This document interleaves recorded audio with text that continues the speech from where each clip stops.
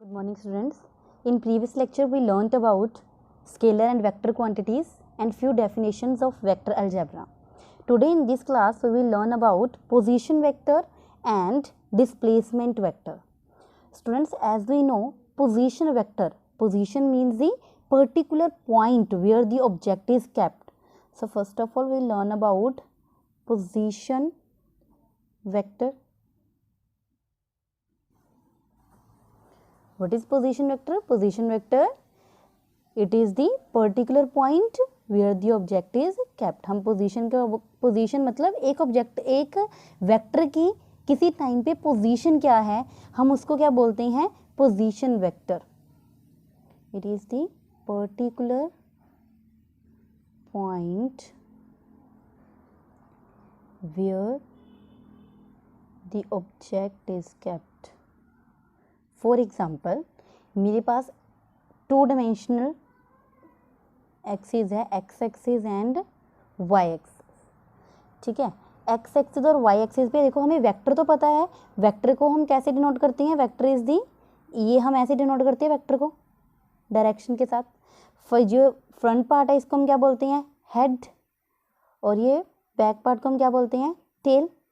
तो किसी भी क्वांटिटी के ऊपर अगर हम ए हैं, ए के ऊपर अगर ये डल रखी है, ठीक है, ये सिंबल डल रखा है, तो इट मीन्स ए क्या है? एक वेक्टर क्वांटिटी है. ठीक है, अदरवाइज क्या होगा? हमारे पास एक स्केलर क्वांटिटी होगी. ठीक है, तो वेक्टर को हम इस साइन के साथ डिनोट करते हैं, वेयर एरो पार्ट इज, जो एरो पार्ट है हेड होगा and previous part is tail. अब हमने किसी पोजीशन को डिस्क्राइब करना है कि एक पर्टिकुलर, इसकी ए वेक्टर है अगर, तो इसकी पर्टिकुलर पोजीशन को हम कैसे डिस्क्राइब कर सकते हैं? तो describe position of an object, किसी प्लेन में मूव कर रहा है, तो first of all we will consider a point O. ये ओरिजिन ले लिया, और ओरिजिन पे हमें पता है एक्स और वाई दोनों क्या होते हैं? 0 0. Now let P be the position. अभी इस 2 डायमेंशनल मोशन में मैं क्या कर रही हूँ? हम मोशन इन प्लेन चैप्टर पढ़ रहे हैं, तो 2 डायमेंशनल मोशन के बारे में हम ज़्यादा इसमें 2 डायमेंशनल मोशन ही होगा हमारे पास.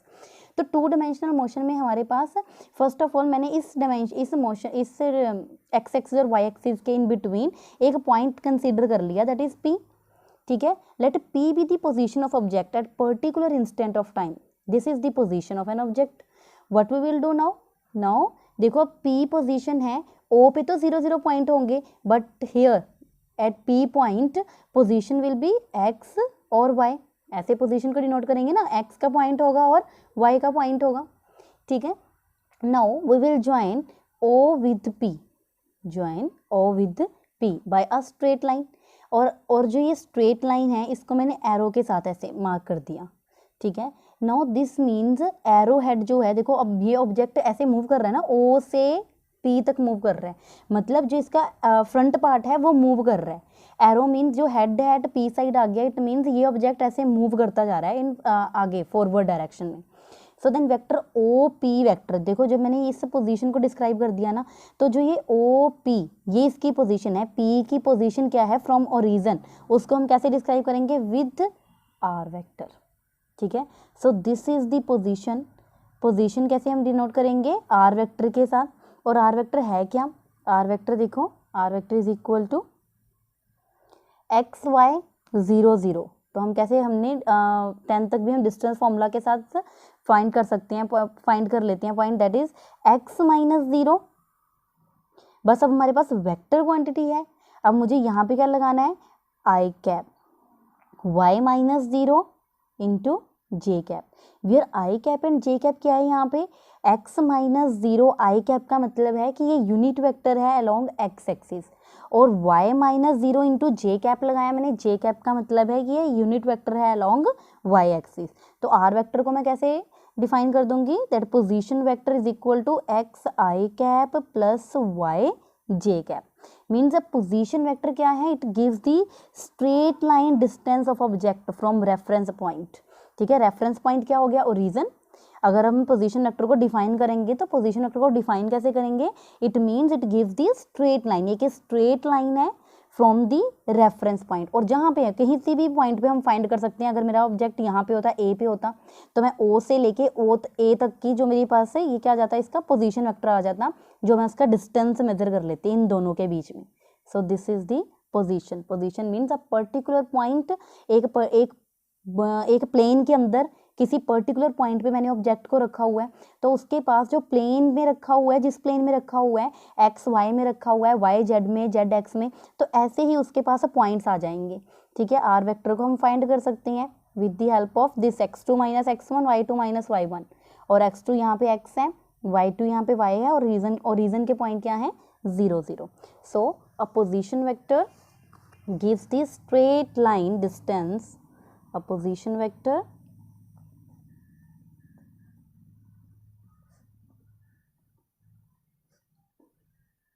gives the straight line distance of object from origin. Position vector gives the straight line distance of object from origin. Yes students, हमने देखो क्या बोला है कि अगर हमारे पास एक्स एक्सिस और वाई एक्सिस में हमने पोजीशन डिस्क्राइब करनी हो, तो पोजीशन डिस्क्राइब करने के लिए हम क्या कर लेते हैं, ओरिजिन से उसको क्या कर देते हैं, स्ट्रेट लाइन के साथ ज्वाइन कर देते हैं ओरिजिन वाले पॉइंट को, उस जिस पोजीशन पे एक ऑब्जेक्ट पड़ा हुआ है। तो फिर उन दोनों के बीच के हम डिस्टेंस को क्या बोलते हैं, जैसे आर है, आर क्या है यहाँ पे एक्स माइनस और वाई माइनस 0, जो इनके कोऑर्डिनेट्स हैं एक्स वाई और 0 0। ठीक है, और अगर हमारे पास दो ऑब्जेक्ट हों, जैसे एक ही प्लेन में एक पॉइंट P है और एक पॉइंट Q है, ठीक है, पोजीशन ऑफ ऑब्जेक्ट, ठीक है, एक हमारे पास एक ऑब्जेक्ट P पड़ रखा है, एक ऑब्जेक्ट क्या है Q है, तो अब मैं इसकी पोजीशन को कैसे डिफाइन करूंगी, तो देखो position at time t1, let a point object जो है स्टार्ट कर रहा है विद अ प्लेन, और एक टाइम पर उसकी पोजीशन P है, और फिर वो क्या कर लेता है, अपनी पोजीशन को चेंज कर लेता है, P से Q चला जाता है। ठीक है, तो मैं क्या करूँगी, उन दोनों पॉइंट्स को ओरिजिन से ज्वाइन कर लूँगी, जहाँ तक वो पॉइंट मूव किया है P से Q तक, मैंने ओरिजिन से P को भी मार्क कर दिया, ज्वाइन कर दिया एक स्ट्रेट लाइन के साथ, एंड देन O को Q के साथ ज्वाइन कर दिया एक स्ट्रेट लाइन के साथ OQ। ठीक है, O से लेके P तक हमने क्या बोला है, R1 पोजीशन वेक्टर दे दिया, O से लेके Q तक R2 पोजीशन वेक्टर दे दिया। ठीक है, नाउ अब देखो पोजीशन एट टाइम यहाँ पे डिफरेंट है और यहाँ पे डिफरेंट है, पोजीशन डिफरेंट है ना, O से P की पोजीशन डिफरेंट होगी। ठीक है, ग्राफ पे पॉइंट्स हमारे पास यहाँ पे कुछ आएंगे x1 y1, सिमिलरली O से Q तक यहाँ पे भी हमारे पास ग्राफ पे पॉइंट डिफरेंट आएंगे x2 y2। ठीक है, हम एज्यूम कर रहे हैं, और एज्यूम करोगे भी तो देखो हमारे पास जो ये ग्राफ के पॉइंट आएंगे x एक्सिस से y एक्सिस के, ये पॉइंट्स अलग आएंगे, और जो ये x और y की वैल्यू आएगी ये भी क्या आएगी, डिफरेंट आएगी। ठीक है, तो बाय डेफिनेशन डिस्प्लेसमेंट क्या होती है, displacement is a straight line between the two points. ठीक है, हम डिस्प्लेसमेंट ये बोलते हैं ना, कोई रास्ता जो है वो सिर्फ डिस्प्लेसमेंट डिपेंड करती है इनिशियल और फाइनल पोजीशन पे, वो इस पे डिपेंड नहीं करती कि पॉइंट कहाँ से मूव किया, लेफ्ट गया राइट गया, दो स्ट्रेट लाइंस को ज्वाइन कर दो, जो इसका इनिशियल और फाइनल पॉइंट आएगा दैट इज द डिस्प्लेसमेंट। तो यहाँ पे अगर हमारे पास दो पोजीशन वेक्टर्स होंगे, तो पोजीशन वेक्टर में हम क्या करेंगे, एक इनिशियल पोजीशन होगा, इनिशियल पोजीशन होगी x1 y1, अब पॉइंट यहाँ से देखो फाइनल पोजीशन पे गया x2 y2 पे, तो अब यहाँ पे हमारे पास क्या आ जाएगा, इन दोनों पॉइंट्स को ज्वाइन कर देंगे तो हमारे पास क्या आ जाएगा, डिस्प्लेसमेंट वेक्टर। सो अगर हमारे पास एक पोजीशन है, अगर हमारे पास एक point object X Y plane पे लाई कर रहा है, तो वहाँ से हमारे पास पोजीशन आ जाएगी उस ऑब्जेक्ट की, और अगर वही पॉइंट आगे मूव कर जाता है किसी और पॉइंट पे, ठीक है, उसी प्लेन में किसी और पॉइंट पे मूव कर जाता है, तो अगर हम उनके दोनों स्ट्रेट लाइन्स को, उनके दोनों पॉइंट्स को ज्वाइन कर देंगे तो हमारे पास क्या आ जाएगा, डिस्प्लेसमेंट वेक्टर आ जाएगा। तो देखो हियर OP किसके इक्वल टू है, here OP is equal to R1 vector and OQ is equal to R2 vector. Then by definition displacement क्या आ जाएगी, according to definition displacement is the straight line vector, displacement is straight line vector between initial and final position. और अब देखो initial position क्या है x1 y1 और final position क्या है x2 y2, मैं इन दोनों को ज्वाइन कर देती हूँ। ठीक है, तो लाइन वेक्टर PQ वेक्टर बोल देंगे हम इसे। तो यहाँ से डिस्प्लेसमेंट किसके इक्वल टू आ जाएगी, so displacement PQ vector is equal to, देखो PQ किसके इक्वल टू आ जाएगा, इनिशियल पोजीशन x1 y1 है, फाइनल पोजीशन दिस वन है। तो और हम हमेशा क्या करते हैं, जिस पोजीशन से ऑब्जेक्ट स्टार्ट किया इनिशियली और अपनी फाइनल पोजीशन पे पहुंच गया, तो हम क्या करेंगे, उसके बिटवीन डिस्टेंस क्या करते हैं, फाइनल माइनस इनिशियल करते हैं। पहले भी हमने किया ना, ओरिजिन से पोजीशन वेक्टर अगर हमारे पास ये नहीं था तो ओरिजिन पे था, ओरिजिन पे हमारे पास ऑब्जेक्ट था और मूव करके वो किसी पोजीशन P पे पहुंच गया, तो हमने क्या किया था, x -0 y -0। अब हमारे पास इनिशियल पोजीशन ये है x1 y1 और फाइनल पोजीशन क्या है x2 y2, देन PQ किसके इक्वल टू हो जाएगा, PQ is equal to R2 vector minus R1 vector, initial position minus final position, R2 vector minus R1 vector.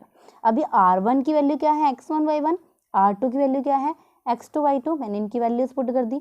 R2 की value क्या है x1 i cap x2 i cap plus y2 j cap in the form of unit vector लिखेंगे ना इसे unit cap में। आई cap हमें ये बताएगा कि x2 जो आई कैप है इसका मतलब ये अलॉन्ग x एक्सिस है, और y2 j कैप से हमें पता लगेगा it is along y axis.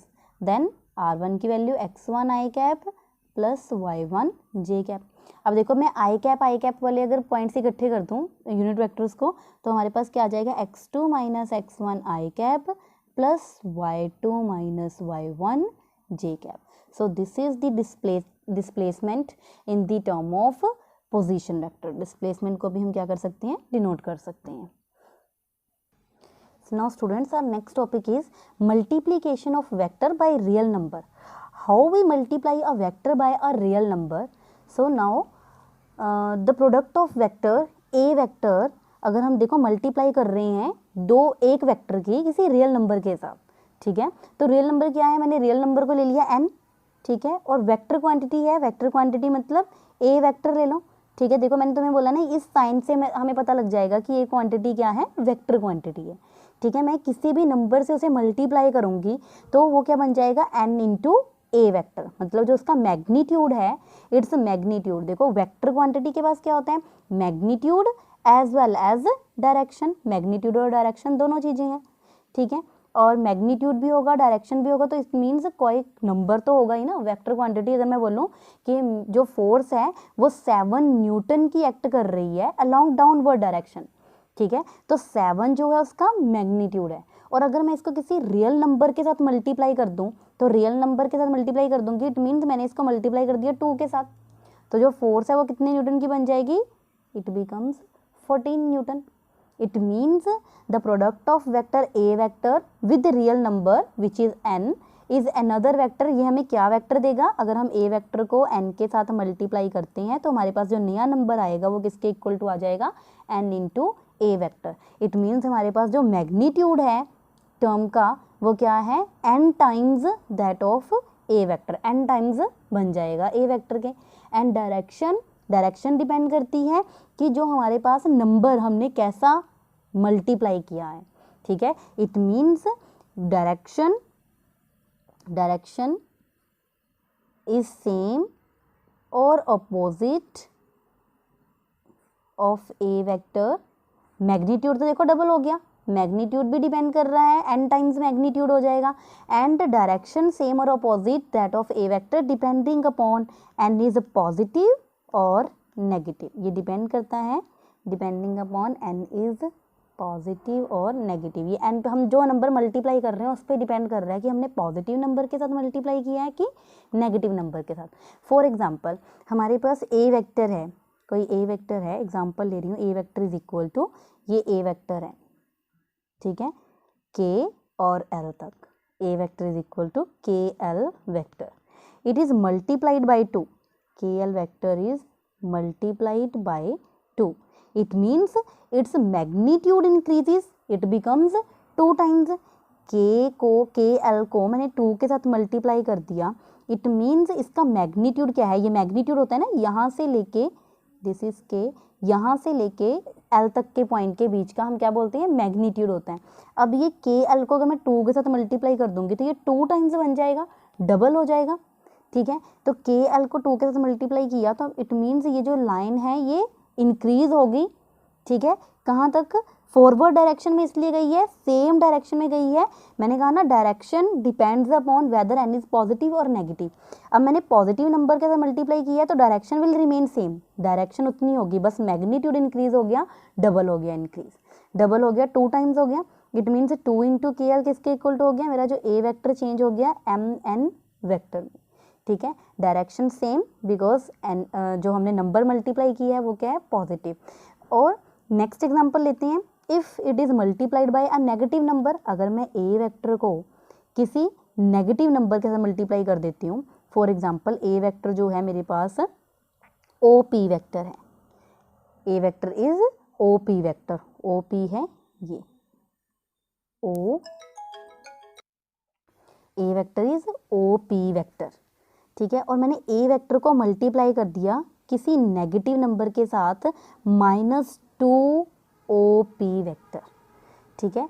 Now A vector is multiplied by negative number, तो देखो जो इसका मैग्नीट्यूड है वो नेगेटिव में आ रहा है, तो नेगेटिव में क्या हो जाएगा इसका -1.5, और देखो मैग्नीट्यूड तो देखो इंक्रीज ही होगा, मैग्नीट्यूड तो बढ़ेगा, डबल हो जाएगा, 2 टाइम्स हो जाएगा इसके, ठीक है, 2 टाइम्स हो जाएगा, OP के 2 टाइम्स हो जाएगा, but direction is opposite to that of A vector, और मैंने इसको नाम दे दिया NM वेक्टर। तो ए वेक्टर मेरा जो है वो इंक्रीज तो हुआ है बट इन अपोजिट डायरेक्शन, क्योंकि मैंने आपको क्या बताया कि direction depends upon n is positive और n इज नेगेटिव, पॉजिटिव है तो उसी डायरेक्शन में मूव करेगा, और अगर नेगेटिव है तो डबल तो होगा, मैग्नीट्यूड तो डबल होगा बट अपोजिट डायरेक्शन में डबल हो जाएगा। So this is the method how we multiply a vector by a real number.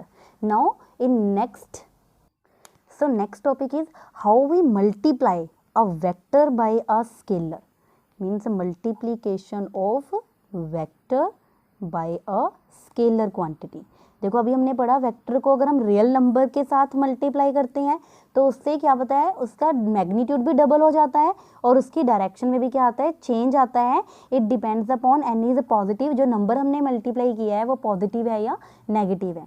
Now when a vector A vector, कोई भी वेक्टर है A vector, it is multiplied by a scalar, whenever it is multiplied by a scalar it means उसकी direction में कोई changes नहीं आने वाले हैं, बट डायरेक्शन में देखो कोई चेंजेस नहीं आएंगे, मल्टीप्लाई बाय स्केलर, स्केलर के साथ मल्टीप्लाई करेंगे तो डायरेक्शन में तो कोई चेंजेस नहीं आएंगे, बट वो क्या हो जाएगी, वो वेक्टर क्वांटिटी मल्टीप्लाई हो जाएगी स्केलर क्वांटिटी के साथ। तो जो उसका मैग्नीट्यूड है, A vector is multiplied by scalar, तो जो वेक्टर है, वेक्टर बिकम्स, स्केलर के साथ मल्टीप्लाई करेंगे तो वेक्टर जो है उतने ही टाइम्स मल्टीप्लाई हो जाएगा। For example A vector is multiplied by scalar, S के साथ मल्टीप्लाई कर दिया तो vector becomes S A vector, multiply हो जाएगा ना S A vector, whose magnitude, जो मैग्नीट्यूड है in S times magnitude of vector A vector, S times magnitude of A vector. और जो इसकी डायरेक्शन है and it act along the direction of A vector, इसकी जो डायरेक्शन है वो सेम रहेगी, डायरेक्शन सेम रहेगी, जिसमें तो पता लगता है कि यहाँ पे पॉजिटिव और नेगेटिव नंबर के ऊपर डिपेंड करती है, पर अगर हम स्केलर क्वांटिटी के साथ मल्टीप्लाई कर रहे हैं तो डायरेक्शन जो है जो वेक्टर क्वांटिटी की है वही रहेगी, बस जो मैग्नीट्यूड है वो चेंज हो जाएगा, and it act along the direction of A vector. देखो इससे मैग्नीट्यूड में भी चेंजेस आते हैं और यूनिट में भी चेंजेस आते हैं।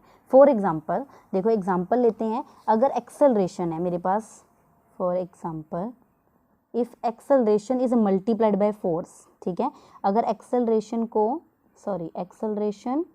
इज मल्टीप्लाइड बाय मास, ठीक है, acceleration is multiplied by mass. Now acceleration क्या है अब हमारे पास, vector quantity, acceleration is vector quantity, और मास क्या है हमारे पास, स्केलर क्वांटिटी। तो ठीक है, अब देखो मैग्नीट्यूड हमारे पास चेंज हो गया ना, फोर्स इज इक्वल टू क्या हो जाएगा, मास इनटू एक्सेलरेशन, ठीक है। तो डायरेक्शन तो सेम रहेगी बट इनके यूनिट्स चेंज हो जाएंगे। पहले एक्सेलरेशन तो हमारे पास क्या होता है, meter per velocity distance upon time, meter per second square multiply by mass. So students when we multiply force acceleration with a scalar number, तो इसके यूनिट्स और मैग्नीट्यूड दोनों क्या हो जाएंगे, चेंज हो जाएंगे। देखो फोर्स बन जाएगा, फॉर्मूला फोर्स बन जाएगा और it will become metre square per second square. For example हमने time is multiplied sorry, velocity is multiplied. Velocity is a vector quantity. It is multiplied by a scalar number, scalar quantity, that is time. अब हमने vector quantity को multiply किया किसी scalar quantity से साथ, तो velocity को जब हमने टाइम के साथ मल्टीप्लाई किया तो क्या बन जाएगी, displacement. Displacement is equal to velocity into time. तो हमारे पास क्या बन गई, एक वेक्टर क्वांटिटी. और देखो वेलोसिटी के यूनिट्स क्या होती हैं, मीटर पर सेकंड, और टाइम की क्या होती हैं, सेकंड. तो हमारे पास डिस्प्लेसमेंट किस में आ गई, मीटर में. ठीक है, तो देखो हमारे पास जो टर्म क्या है, वेलोसिटी डायरेक्शन सेम रहेगी. टाइम बढ़ने के साथ वेलोसिटी की डायरेक्शन में कोई चेंज नहीं आएगा, बट उसके यूनिट्स में और उसके मैग्नीट्यूड में क्या आ जाएगा, हमारे पास उसके यूनिट्स में क्या आ जाएगा, डिफरेंस आ जाएगा. और मैग्नीट्यूड उतने टाइम्स क्या हो जाएगा, जिस स्केलर क्वांटिटी के साथ मल्टीप्लाई कर रही हैं उतने टाइम्स उस वेक्टर क्वांटिटी के बन जाएगा. So students, in this class we learn about position and displacement vector, position vector and displacement vector, and how we multiply a vector by a real number and how we multiply a vector by a scalar. So in next class we will learn about how we add two or more vectors, addition of vectors. Thank you.